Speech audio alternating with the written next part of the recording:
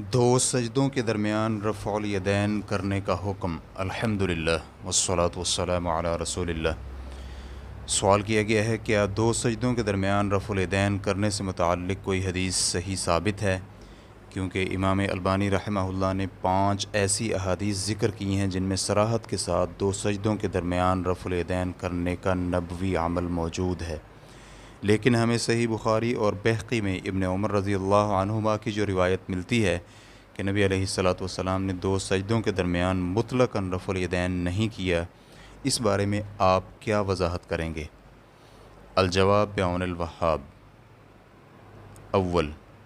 बुखारी हदीस नंबर 735 और मुस्लिम हदीस नंबर 390 में इब्न उमर रज़ियल्लाहु अन्हुमा से मरवी है, रसूलुल्लाह सल्लल्लाहु अलैहि वसल्लम जब नमाज़ शुरू करते तो अपने दोनों हाथों को कंधों तक उठाते। इसी तरह जब रुकू के लिए तकबीर कहते और जिस वक़्त रुकू से सर उठाते तो समी अल्लाहु लिमन हमिदा रब्बना वलकल हम्द कहते हुए उस वक़्त भी रफ़उल यदैन करते। ताहम सजदों में ऐसा अमल नहीं करते थे। इसी तरह इमाम बुखारी रहमहुल्लाह ने हदीस नंबर 739 में नाफ़े से नकल किया है कि इब्न उमर रज़ियल्लाहु अन्हुमा जिस वक़्त नमाज में दाखिल होते तो तकबीर कहते हुए रफ़उल यदैन करते। इसी तरह रुकू जाते हुए भी रफ़उल यदैन करते, फिर रुकू से उठते वक़्त समी अल्लाहु लिमन हमिदा कहते हुए रफ़उल यदैन करते और 2 रकातों से उठते हुए भी रफ़उल यदैन करते। फिर इब्न उमर रज़ियल्लाहु अन्हुमा इस अमल को नबी अलैहिस्सलातु वस्सलाम का अमल करार देते हैं। शाफ़िई और हम्बली रुकू से उठते हुए रुकू में जाते हुए रफ़उल यदैन करने के कायल हैं कि ये अमल नमाज की सुन्नतों में शामिल है, बल्कि सुयूती रहमहुल्लाह के मुताबिक नबी अलैहिस्सलातु वस्सलाम से रफ़उल यदैन बयान करने वाले सहाबाए किराम की तादाद 50 है। इसी तरह शाफ़िई मज़हब के यहाँ तशहुद से तीसरी रकअत के लिए खड़े होते वक़्त रफ़उल यदैन करना मुस्तहब है और यही मौक़िफ़ इमाम अहमद से एक रिवायत के मुताबिक मिलता है। रेफ़रेंस के लिए देखिए अल-मौसूअतुल फ़िक़हिय्या जिल्द नंबर 27 सफ़ा नंबर 95। शेख इब्न उसैमीन रहमहुल्लाह कहते हैं, रफ़उल यदैन करने की 4 जगहें हैं। तकबीर तहरीमा के वक़्त, रुकू जाते हुए, रुकू से उठते हुए और पहले तशहुद से उठने के बाद। माख़ूज़ अज़ अश-शरहुल मुम्तिअ जिल्द नंबर 3 सफ़ा नंबर 214। नोट, अल-मौसूअतुल फ़िक़हिय्या में शाफ़िई फ़ुक़हा की तरफ तशहुद से तीसरी रकअत के लिए उठते वक़्त रफ़उल यदैन को मुस्तहब कहा गया है, लेकिन ये बात दुरुस्त नहीं है क्योंकि शाफ़िई मज़हब में मशहूर और अक्सर शाफ़िई फ़ुक़हा भी इसी के कायल हैं कि रफ़उल यदैन सिर्फ़ तकबीर तहरीमा, रुकू जाते हुए और रुकू से उठते हुए ही है। मज़ीद तफ़सीलात के लिए आप अल-मजमू' शरहुल मुहज़्ज़ब अज़ नववी रहमहुल्लाह जिल्द नंबर 3 सफ़ा नंबर 425 का मुताला कर सकते हैं। दोम, बुखारी हदीस नंबर 737 और मुस्लिम हदीस नंबर 391 ये अल्फाज मुस्लिम के हैं। इसमें है कि मालिक बिन हुवैरिस रज़ियल्लाहु अन्हु बयान करते हैं कि रसूलुल्लाह सल्लल्लाहु अलैहि वसल्लम जिस वक़्त तकबीर तहरीमा कहते तो अपने दोनों हाथों को कानों तक बुलंद करते, फिर जब रुकू करते तो उस वक़्त भी हाथों को कानों के बराबर बुलंद करते और जब रुकू से उठते हुए समी अल्लाहु लिमन हमिदा कहते तो तब भी इसी तरह हाथ उठाते। इस रिवायत को निसाई हदीस नंबर 1085 ने नकल करते हुए इसमें इजाफ़ा किया है कि जब आप सजदा करते और जिस वक़्त सजदे से सर उठाते तब भी अपने हाथों को कानों की लौ तक उठाते। इस हदीस को अलबानी रहमहुल्लाह ने सही निसाई में नकल किया है। हाफिज़ इब्न हजर रहमहुल्लाह कहते हैं, सजदों में रफ़उल यदैन करने से मुतअल्लिक़ सही तरीन रिवायत निसाई की है, इसके बाद सुनन निसाई की रिवायत नकल की।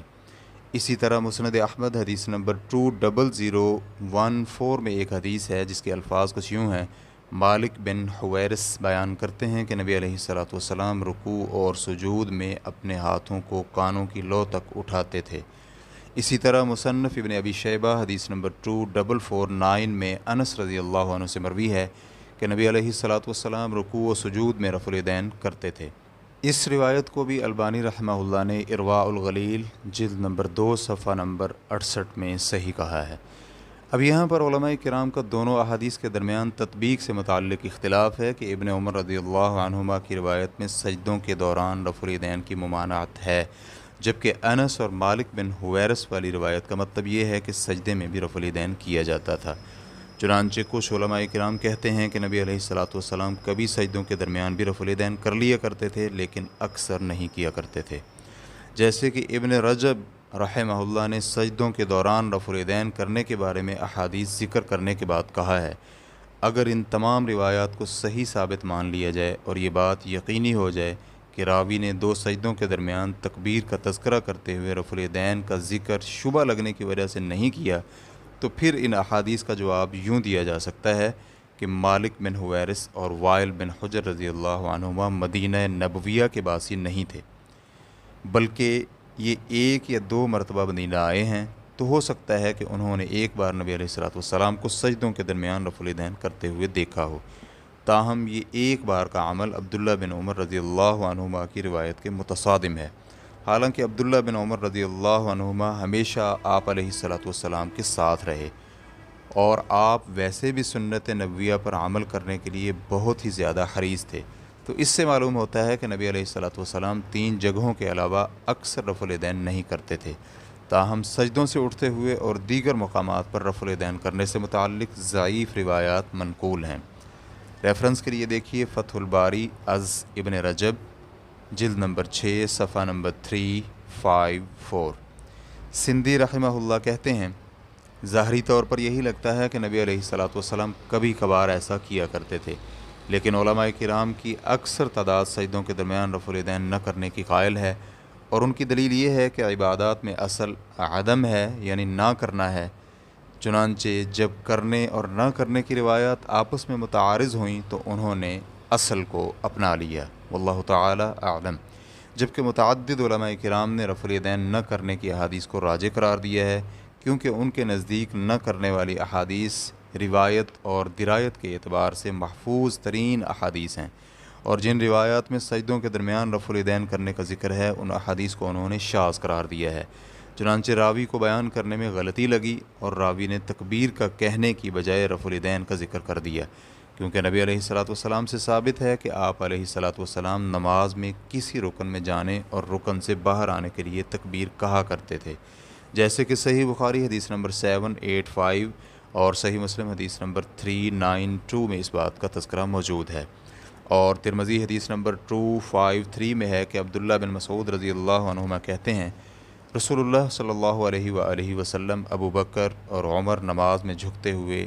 سیدھے ہوتے وقت اسی طرح ہر قیام اور جلسہ کے لیے تکبیر کہتے تھے۔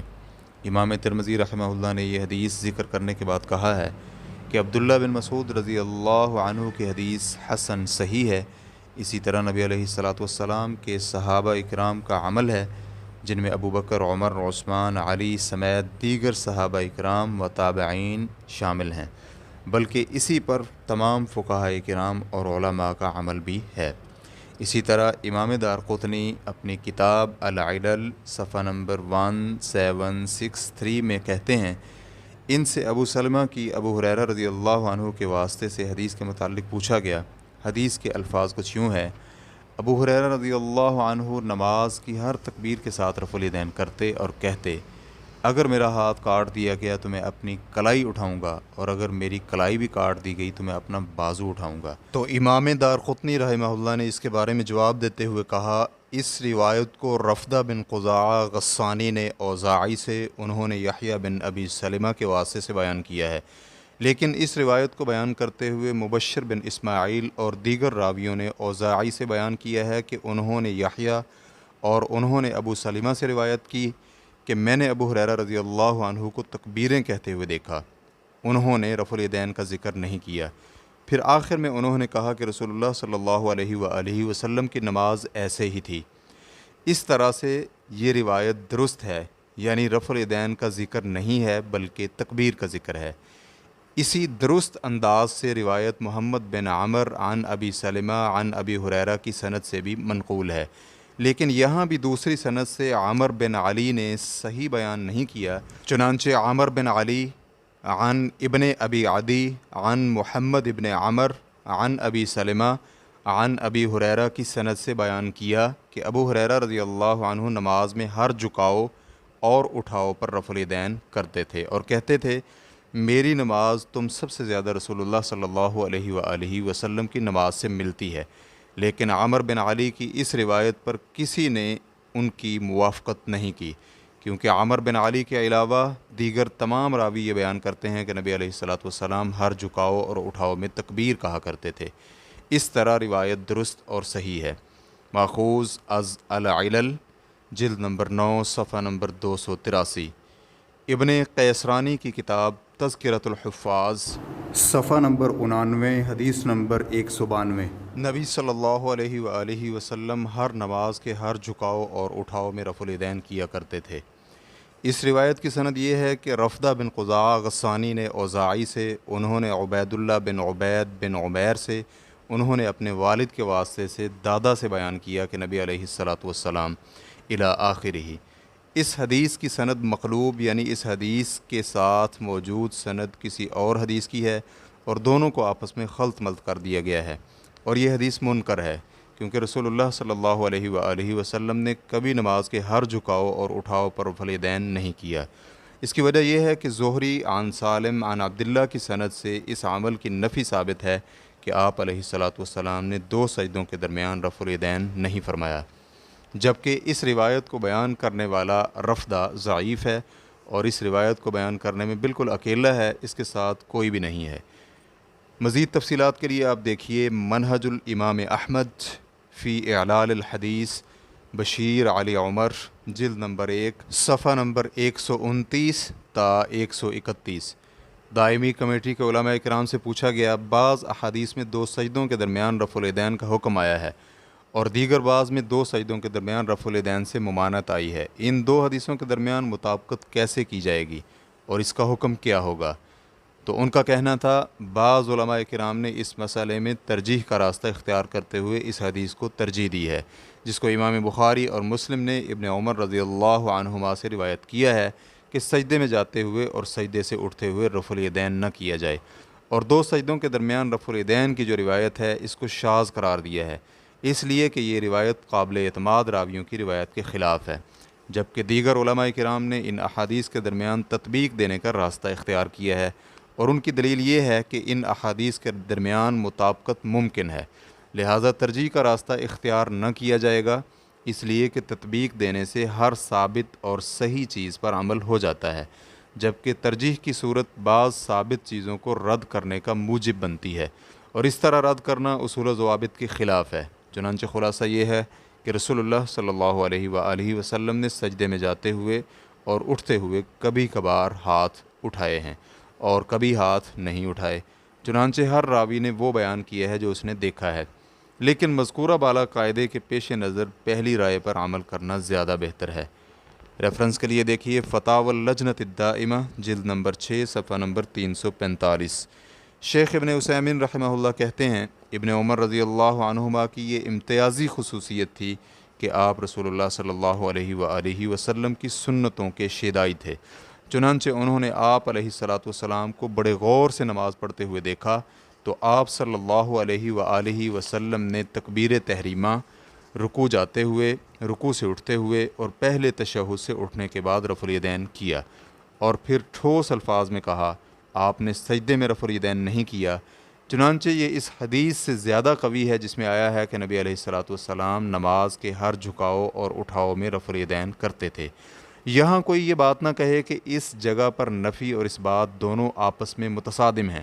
لہٰذا جس نے رفع الیدین کے اس بات میں بیان کیا ہے اس کے پاس نفی کرنے والے سے زیادہ علم ہے، چنانچہ اس بات والی روایت ابن عمر رضی اللہ عنہما کی نفی والی روایت پر مقدم ہوگی،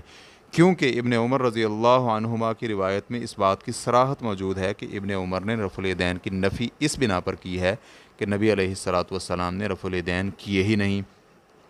چنانچہ ابن عمر رضی اللہ عنہما کو رفع الیدین سے متعلق علم یہ حاصل ہوا کہ آپ نے رفع الیدین نہیں کیے، کیونکہ انہوں نے بڑے وثوق سے بیان کیا ہے کہ آپ علیہ الصلاۃ والسلام نے تکبیر تحریمہ کے وقت رکوع میں جاتے ہوئے، رکوع سے اٹھتے ہوئے اور تیسری رکعت کے لیے اٹھتے ہوئے رفع الیدین کیا،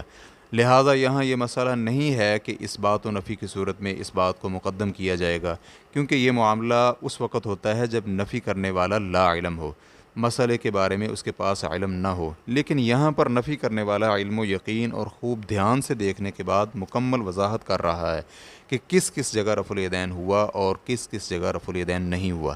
چنانچہ انہوں نے رفع الیدین کی نفی علم کی بنا پر کی ہے، نہ کہ لا علمی کی بنا پر۔ اس باریکی پر غور کریں، یہ بہت مفید ہے۔ ریفرنس کے لیے دیکھیے مجموع فتاوی و رسائل ابن عثیمین، جلد نمبر 13، صفحہ نمبر 45 اور 46۔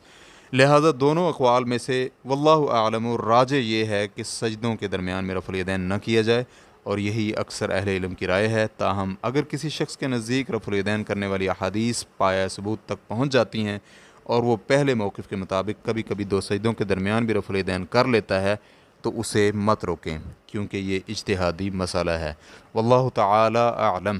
اسلام کیو اے ریکارڈنگز، مؤسسۃ الشیخ محمد صالح المنجد، المملکۃ العربیۃ السعودیہ، فتویٰ نمبر 186625۔ والسلام علیکم ورحمۃ اللہ وبرکاتہ۔